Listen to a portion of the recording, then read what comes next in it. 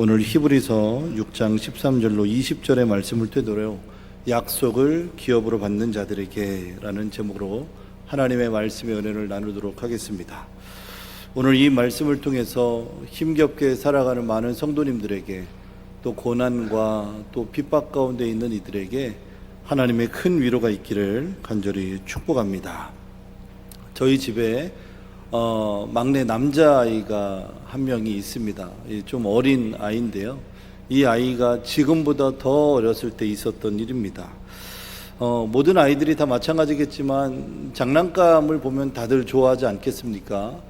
그런데 어느 날 TV에서 장난감을 하나 딱 보더니 그 장난감에 이제 꽂혀서 아빠 저 장난감 사주세요. 엄마 저 장난감 사주세요. 막 그런 이야기를 하기 시작하는 겁니다.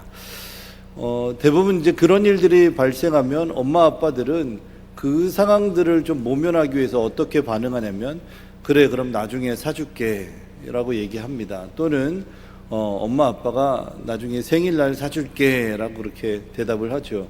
저도 그 두 가지 대답 중에 하나인 그래 엄마 아빠가 너 생일날 사줄게 라고 그렇게 대답을 했습니다.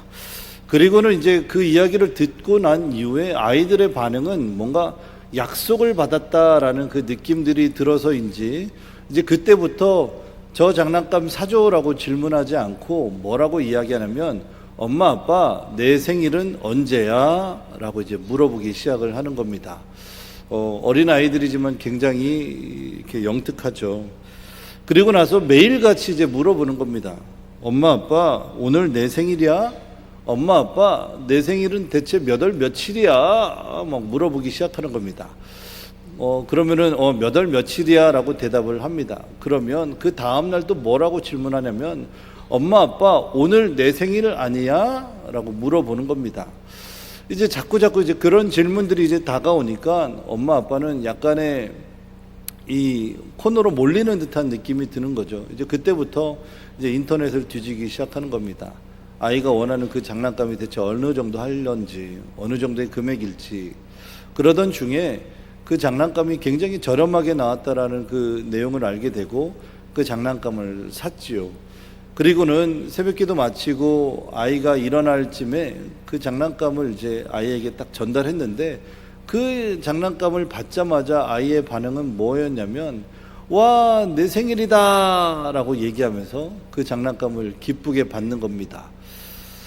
마찬가지죠. 사람은 누구나 크든 작든 하나의 약속을 받기 시작하면 그 약속 때문에 힘든 일도 이겨내게 되고 또 그 약속 때문에 먼 길을 가야 하는 그 인생의 길도 충분히 걸어갈 수 있게 해주는 힘의 원동력이 되는 것이라고 하는 겁니다.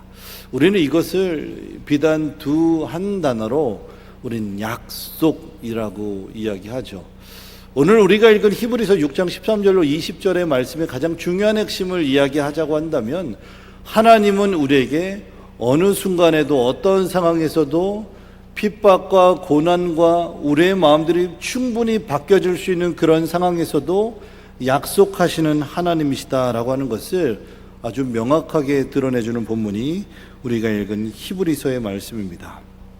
우리가 히브리서 이 6장을 이해하는 데 있어서 중요한 개관에 해당하는 내용들을 좀 이해할 필요가 있는데요. 이 히브리서의 말씀은 가장 어려운 말씀이기도 하지만 특히 이 히브리서 말씀을 쓴 저자를 정확하게 구분하기 힘든 말씀 중에 하나가 히브리서입니다.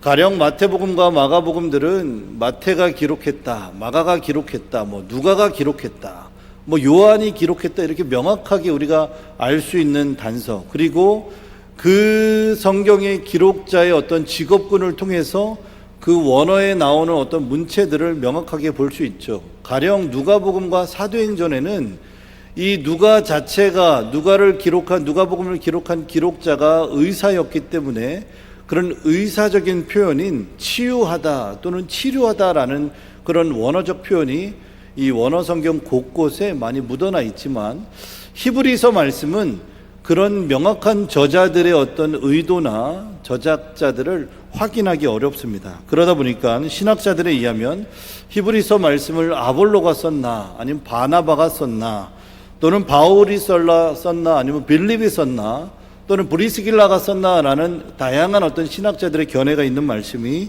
바로 히브리서의 말씀입니다. 이렇게 히브리서의 말씀을 1장부터 마지막까지 쭉 13장까지 읽어 내려가게 되면 저자를 우리가 명확하게 알 수는 없지만 이 히브리서 말씀을 읽는 성도님들의 입장에서 또 독자의 입장에서는 그럼 왜 히브리서 말씀이 어떠한 목적으로 쓰여졌을까에 대한 궁금증이 당연히 오게 되어 있습니다. 히브리서 말씀은 로마라고 하는 지역에서 쓰여졌다라고 많은 성경의 학자들은 그렇게 이야기합니다. 그러면은 그 로마에서 쓰여진 어떤 기록에 대한 목적들이 무엇인가라고 이야기할 때 당시에 로마라고 하는 지역에 다양한 사람들이 존재했는데 그 다양한 사람들 가운데 우리가 그리스도인이라 불려지는 사람들은 약 한 2%에서 1% 사이 가운데 있는 사람들이 이제 그리스도인이라 불려졌던 사람들입니다. 그 많은 그리스도인들 중에서 유대교를 믿던 사람들 가운데 예수님을 믿게 된 유대계 그리스도인들을 향해서 쓰여졌던 말씀이 바로 히브리서의 말씀이다라고 하는 것이죠. 가령 사도행전 11장에 보게 되면 사도행전 11장에 안디옥 교회에 대한 이야기들이 나오기 시작합니다. 그리고 그 안디옥 교회에 대한 이야기가 나오기 시작하면서 흩어진 사람들 그리고 많은 사람들이라고 지칭되어 있는 이 두 단체가 하나님의 복음을 증거하는데 한쪽은 헬라파 사람들에게 또 한쪽은 히브리파 유대인들에게 하나님의 복음을 증거했다라는 기록들이 나와 있습니다. 그런 것처럼 헬라파 유대인들에게 히브리파 유대인들에게 아주 집중적으로 복음을 증거했다라는 기록이 사도행전 11장에 나오고 있는 것처럼 오늘 우리가 읽은 이 히브리서의 말씀에는 특히 로마에 살아가고 있는 성도들 가운데 유대교에서 이제 그리스도인이 된 사람들에게 집중적으로 쓰여졌던 말씀이 바로 오늘 우리가 읽은 히브리서의 말씀이다라고 하는 것이죠. 그럼 왜 그 많은 다양한 사람들 가운데 왜 하필 이 유대교를 믿던 사람들 가운데 이 그리스도인이 된 우리 유대교 그리스도인들에게 집중적으로 복음을 증거했나라고 이야기할 때 이런 것입니다. 유대교 그리스도인들이 하나님을 믿기 시작을 합니다. 하나님을 믿기 시작하고 그리스도를 나의 구주로 영접하고 예수 그리스도를 나의 구원자로 고백하기 시작하는데 그들의 상황 가운데 어려움이 찾아오기 시작합니다. 고난과 핍박의 상황들이 딱 찾아오기 시작하니까 이 유대교 그리스도인들이 어떤 마음의 변화들이 일어나기 시작하면 회귀입니다. 회귀. 이럴 것 같으면 내가 뭐하러 예수 믿어? 이럴 것 같으면 차라리 내가 유대교인으로 다시 돌아갈 걸 하는 그런 마음들의 회개의 마음들이 생깁니다. 비단 이 출애굽기에 나와 있는 말씀처럼 이 영존의 지도자로 불리는 이 모세를 따라서 이 애굽 땅에 있는 200만의 많은 주의 백성들이 모세를 따라서 가나안 땅을 걸어가지 않겠습니까? 그러다가 출애굽기 11장의 말씀에 보게 되면 홍해 앞에 딱 서게 됩니다. 홍해 앞에 딱 서게 되고 이 홍해 앞에 딱 섰을 때 그들의 마음에 여러 가지 감정들이 생기기 시작합니다. 그리고 출애굽기 14장 11절로 12절의 말씀에 보게 되면 이 출애굽기 말씀을 기록한 기록자들은 당시에 이 애굽에 있었던 히브리 민족들이 얼마나 마음에 불안함들이 있었는지 성경은 우리에게 말씀해주고 있습니다. 출애굽기 14장 11절로 12절의 말씀에 보니까 이렇게 기록하고 있습니다. 그들이 또 모세에게 이르되 애굽에 매장지가 없어서 당신이 우리를 이끌어내어 이 광야에서 죽게 하느냐? 어찌하여 당신이 우리를 애굽에서 이끌어내어 우리에게 이같이 하느냐? 우리가 애굽에서 당신에게 이른 말이 이것이 아니냐? 이르기를 우리를 내버려 두려라. 우리가 애굽 사람을 섬길 것이라 하지 아니하더냐? 애굽 사람을 섬기는 것이 광야에서 죽는 것보다 낫겠노라 라고 이야기합니다. 무슨 이야기입니까? 모세라는 그 지도자가 우리 이끌어가지 않았으면 우리 그나마 그냥 애굽에서 그냥 살았을 겁니다. 그런데 당신 따라서 딱 따라왔더니 고난이고 핍박이고 배고파 죽겠고 매일같이 걸어야 되는 겁니다. 당시에 성경의 기록을 보게 되면 굉장히 많은 이 마병들이 그들을 따랐다라고 이야기합니다. 그래서 성경에서는 명확하게 이야기합니다. 특별히 차출된 마병들이 있었고, 그리고 당시에 애굽의 많은 마병들을 모아다가 이 모세를, 이스라엘 백성들을 따라갔다라고 이야기하는 것이죠. 사람의 심리와 사람의 그런 여러 가지의 모습들을 성경은 그대로 이야기해 주는 겁니다. 출애굽을 하고 있는 이스라엘 백성들조차도 다시금 애굽으로 돌아가는 게 낫겠다라고 이야기하는데, 그러한 뉘앙스와 그러한 분위기들을 내는 것이 오늘 우리가 읽은 히브리서의 가장 기초적인 베이스다라고 하는 것이죠. 그러니까 히브리서 말씀을 읽는 사람들에게 특별히 더 구체적으로 이야기하면, 히브리서를 읽는 사람들 가운데 내가 괜히 우리 교회에 왔어, 내가 괜히 믿음 생활 시작했나 봐, 내가 괜히 봉사하기 시작했나 봐, 내가 코로나 상황 가운데 괜히 예배드리기 시작했나 봐 라는 그런 마음들 가운데 다시 교회로 갈 걸, 다시금 다른 곳으로 갈 걸, 이런 마음들이 있는 분들에게 오늘 히브리서의 말씀은 그런 회개의 마음들을 다 내려놓고 하나님의 약속만 붙잡으십시오, 하나님의 그 약속이 여러분들을 떠나지 않을 것입니다라는 그런 희망들을 보게끔 도와주는 말씀이 바로 히브리서의 말씀인 줄로 믿습니다. 오늘 그런 귀한 은혜들이 여러분들에게 있어지기를 간절히 축복합니다. 뿐만 아니라 이 히브리서 전체의 말씀 가운데 우리가 읽었던 이 히브리서 6장의 말씀은 오래도록 칼빈과 알미니안이라고 하는 이 사람들이 끊임없이 논쟁을 거듭했던 말씀이 히브리서 6장의 말씀입니다. 그런 의미에서 굉장히 어려운 말씀이기도 하지만 천천히 읽어 내려가면 이 히브리서 6장이 가지고 있는 중요한 핵심들을 보게 될 줄로 믿습니다. 첫째로 이 히브리서 말씀을 통해서 우리에게 주시는 중요한 메시지는, 첫째는 하나님의 약속을 믿고 오래 참는 자에게 상급과 축복이 임하게 되는 것입니다. 믿으십니까? 오늘 본문의 말씀 14절과 15절의 말씀에 보니까 이렇게 기록하고 있습니다. 이르시되 내가 반드시 너에게 복주고 복주며 너를 번성하게 하고 번성하게 하리라 하셨더니 그가 이같이 오래 참아 약속을 받았느니라 라고 말씀에 기록되어 있습니다.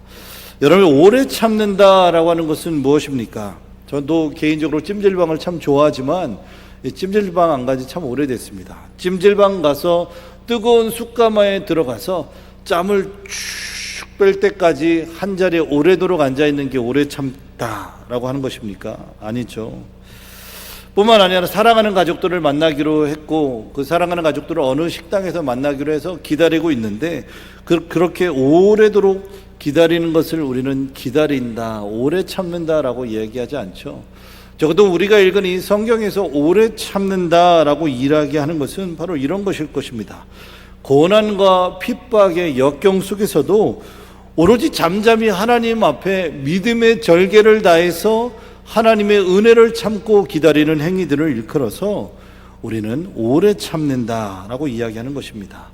히브리서 말씀이 이야기하고 있는 것처럼 히브리서 말씀이 가지고 있는 중요한 베이스에 해당하는 어떤 핵심의 내용처럼 고난과 핍박 상황에서도 내가 가지고 있는 이 신앙의 절개를 잘 지키고, 내가 고난과 환난들이 나에게 찾아왔다고 해서 과거의 옛날의 모습으로 돌아가는 것이 아니라 과거의 옛날의 그런 믿음 없음의 모습으로 돌아가는 것이 아니라 오히려 견고한 하나님의 믿음의 순례를 향해서 나아가는 것, 그것을 우리는 하나님이 주신 오래 참음이다라고 말할 수 있는 것입니다. 그렇게 오래 참을 수 있는 믿음의 근원은 무엇입니까? 하나님의 약속인 것이죠. 하나님의 약속, 하나님께서 나에게 허락하신 약속, 작년 송구영신 예배 때 나에게 주셨던 말씀, 내가 기도하던 중에 하나님의 놀라운 은혜의 메시지들을 받고 그 은혜의 메시지가 나에게 허락되기 전까지는 조금도 움직이지 않겠습니다라는 신앙의 흔들림이 없는 시몬스 침대와 같은 굳건한 믿음, 그것이 어떻게 가능하겠습니까? 바로 하나님의 약속 때문에 가능한 것입니다. 하나님께서 나에게 약속하셨기 때문에 인생의 고난과 고통 가운데서도 우리는 조금의 흔들림 없이 오로지 하나님이 허락하신 그 십자가의 길을 향하여 가게 되는 것입니다. 오래 참게 되는 어떤 근원적인 모습은 우리 스스로가 잘 참고 견디기 때문에 움직여지는 것이 아니라 하나님께서 내 심장을, 내 행동을, 내 이성과 사고들을 붙잡고 계시기 때문에, 그 약속의 힘으로 붙잡고 계시기 때문에 우리가 오래 참을 수 있게 되는 것입니다. 사랑하는 우리 귀한 제주영락의 성도 여러분, 하나님의 약속을 붙잡고 조금의 미동함이 없기를 축복합니다. 하나님의 약속 때문에 죄 굴레에 빠지지 않기를 축복합니다. 하나님의 약속 때문에 여러분들이 신앙 가운데 든든히 이겨내는 삶이 되기를 간절히 축복합니다. 제주도에는 이 새들 가운데 까마귀가 참으로 많습니다. 그래서 요즘에는 도심에서도 까마귀를 종종 볼 수가 있는데요, 이 까마귀가 가지고 있는 몇 가지의 좀 특징이 있다고 합니다. 까마귀는 암컷과 수컷이 존재하는데 육안으로는 확인하기 힘들다고 합니다. 다만 우리가 육안으로 확인할 때 상대적으로 암컷 까마귀보다 수컷 까마귀가 좀 몸이 조금, 아주 미세하지만 아주 조금 작다고 합니다. 그리고 이 조류를 연구하는 이 학자들의 말에 의하면 까마귀에게 몇 가지의 특징이 있는데, 첫 번째는 이 까마귀는요, 다른 동물에 비해서 대뇌가 굉장히 발달해서 아주 영리한 새로 그렇게 불려진다고 합니다. 그래서 앞에 두 가지의 어떤 물체를 갖다 놓고 까마귀에게 판단하게 하면 자기에게 이로운 것 쪽으로 그렇게 판단할 정도로 뇌의 기능들이 발달되어 있다고 합니다. 뿐만 아니라 까마귀가 자기를 굉장히 과시하게 보이기 위해서 날개를 쫙 펴고 흔들면서 자신이 어떤 위협에 처해 있을 때 그렇게 공경해서 이기게 된다고 합니다. 뿐만 아니라 까마귀는 먹이들이 보이기 시작하면 이 바닥들을 걸어갈 때 통통통통 이렇게 튀어서 가기도 하고, 뿐만 아니라 까마귀가 이 번식기가 되기 시작하면 둥지를 터서 새끼들이 잘 자랄 때까지 그 자리를 떠나지 않는 새가 까마귀라고 합니다. 그런데요, 이 부모 까마귀가 이 어린 까마귀를 지켜주는 것과 반대로 이 어린 까마귀가 이제 조금씩 성장해 가기 시작하고 이제 거의 반성인에 가까운 어떤 몸의 기능들을 가져가고, 그리고 이 엄마 아빠 까마귀가 이 몸의 기능들이 점점 약해지기 시작하면 이 또 다른 모습들을 보이기 시작한다고 하는 겁니다. 그것은 이 엄마 아빠 까마귀가요, 이제 먹이도 구하러 갈 수 없고 통통통 튀는 것조차도 힘들어할 때 이 잘 자란 어린 까마귀가 그 부모를 아주 가까이 곁에서 지켜낸다고 합니다. 그러니까 어린 까마귀가 저 멀리 가서 먹이를 가져다가 입안에서 오밀조밀 그 음식들을 잘 소화시켜서 부모의 입에 갖다 주고, 또 아빠의 입에 갖다 주고, 엄마의 입에 갖다 주고, 그 부모 까마귀가 생을 마감할 때까지 그 자리를 끝까지 지키는 게 바로 까마귀의 습성이라고 합니다. 그렇게 가능한 이유가 무엇일까요? 저는 그것을 한 단어로 약속이라고 표현하고 싶습니다. 평생에 자기 엄마 아빠 까마귀로부터 받은 사랑, 평생의 그 엄마 아빠 까마귀로부터 받은 어떤 생존의 소중함, 평생의 그 엄마 아빠 까마귀가 둥지를 지키면서 자기 자녀 까마귀를 지켜줬던 그 순간순간이 이 어린 까마귀에게는 하나의 어떤 스크린샷처럼, 어떤 하나의 캡처된 장면처럼 느껴질지 모르겠지만, 그것이 이 어린 까마귀가 부모를 지켜야 하는 약속의 메시지처럼 느껴진다라고 하는 것입니다. 마찬가지로 우리가 신앙생활함에 있어서 우리의 고난과 우리의 핍박과 역경들에 집중하지 않는 이유가 바로 무엇이겠습니까? 바로 하나님으로부터 우리에게 주어진 은혜, 감사, 그 약속의 이유 때문에 우리가 그 자리를 떠나지 아니하고 하나님의 은혜 가운데 있는 것 아니겠습니까? 한번 생각해 보면 좋겠습니다. 지금까지 지내온 모든 많은 인생의 순간들 가운데, 맞아, 하나님께서 나를 이렇게 지키셨지, 하나님께서 나를 이렇게 보호하고 계셨지, 혹여나 내 마음 가운데 다시금 회개하고자 하는 그런 마음이 있다면 그 은혜의 순간을 다시금 약속으로 기억할 수 있기를 축복합니다. 어느 학자가 이렇게 이야기했습니다. 그리스도인은 홍차와 같다. 뜨거운 물에 넣고 흔들어야 제맛이 난다. 무엇입니까? 뜨거운 물에요, 홍차 티백을 딱 넣고 가만히 있어도 우러나기 시작하지만 자꾸 위아래로 옆으로 흔들어 제끼면 홍차 티백은 어지럽긴 하겠지만 그 안에서 뭐가 나옵니까? 진국이 나오는 거 아니겠습니까? 마찬가지로 고난과 핍박과 역경의 흔들림과 위아래의 여러 가지 상황 가운데서도 진짜 우리의 어떤 진국은 그제서야 나오는 줄로 믿습니다. 두 번째로, 오늘 우리가 읽은 이 말씀을 통해서 주시는 하나님의 놀라운 메시지는요, 하나님은 약속의 징표로 성자 예수 그리스도를 기꺼이 우리를 위해서 십자가에 달려 죽게 하셨다라고 하는 것입니다. 오늘 본문의 말씀 6장 16절로 17절의 말씀해 보니까 사람들은 보통 자기보다 위대한 사람의 이름을 대며 맹세합니다. 그래서 자기가 말한 것이 사실임을 확증하고 더 이상 논쟁이 계속되지 않도록 합니다. 하나님께서도 자신의 약속이 사실임을 증명하고 싶으셨습니다. 하나님께서는 자신의 약속을 받은 자들에게 이것을 확실히 나타내셨습니다. 그리고 자신의 계획이 변하지 않는다는 것을 그들에게 알리시려고 맹세로 그것을 보증하셨습니다 라고 쉬운 성경에서는 아주 쉽게 이렇게 풀이하고 있습니다. 지금부터 고전 그리스 시대 때는요, 맹세라고 하는 이 단어가 다양하게 쓰여지기 시작했지만 이 맹세라고 하는 단어가 그닥 좋은 의미로 쓰여지진 않았습니다. 당시에 거짓 맹세와 또 어떤 하나의 위증을 하는 자들에게 처벌한다라는 의미의 신이 존재했는데, 이 그리스 신화에 나오는 존재였는데, 그 그리스 신화에 나왔던 존재 이름이 바로 호르코스라고 하는 존재였는데, 그 호르코스라고 하는 이 그리스 신화에 나오는 신의 이름이 당시에 우리가 읽었었던 맹세라고 하는 뜻의 이름이었다고 하는 겁니다. 그런데 이 오늘 히브리서를 기록한 이 기록자들은 이렇게 이야기하는 겁니다. 많은 사람들이 맹세를 할 때 힘 있는 사람들의 이름을 들어서 맹세하는데 그거 아닙니다. 그거 아닙니다 라고 히브리서 기자는 이야기하는 겁니다.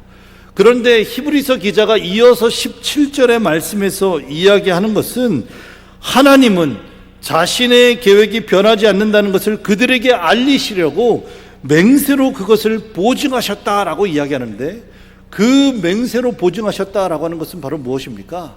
바로 십자가의 사건입니다. 하나님께서 성자 예수 그리스도를 이 땅에 보내주셨고, 그 성자 예수 그리스도께서 여러분들을 구하시고 살리시기 위해서 십자가에 죽으셨다라고 하는 것입니다. 사랑하는 여러분, 힘드십니까? 고난과 핍박 때문에 여러분들의 신앙의 한 걸음 한 걸음을 주춤하게 하십니까? 그렇다면 하나님께서 당신의 아들 성자 예수 그리스도를 십자가에 죽게 하심으로 하나님 아버지의 사랑을 확증하셨다는 그 믿음의 사실만으로 우리의 고난과 핍박과 역경들을 믿음의 은혜로 잘 이겨낼 수 있기를 축복합니다. 하나님은요, 여러분들에게 약속하셨습니다. 저 천국의 소망을 허락하겠다. 주 예수 그리스도를 믿는 이들에게 하나님의 은혜가 넘치도록 하게 하시겠다. 그렇게 하나님은 약속하고 계십니다. 십자가를 보는 자마다 멸망치 않고 그 십자가에서 죽으신 예수 그리스도를 보는 자마다 하나님의 은혜를 겪게 하시겠다 약속하여 주고 계시는 것입니다. 오늘 하루를 살아가는 모든 성도님에게 약속을 기업으로 받는 귀한 성도님들이 되시길 주님의 이름으로 간절히 축복합니다. 기도하겠습니다. 은혜가 풍성하신 하나님, 오늘도 우리의 삶 가운데 은혜를 더하여 주시고 오직 우리에게 약속을 허락하신 주님만을 보게 하여 주시옵소서. 매 순간순간마다 고난과 핍박과 역경 속에서도 다시금 육의 본능으로 회개하는 것이 아니라 오히려 더욱더 주님의 십자가를 붙잡고 나가는 귀한 성도님들이 되게 하여 주시옵소서. 감사드리며 우리 주 예수 그리스도 이름으로 기도드리옵나이다. 아멘.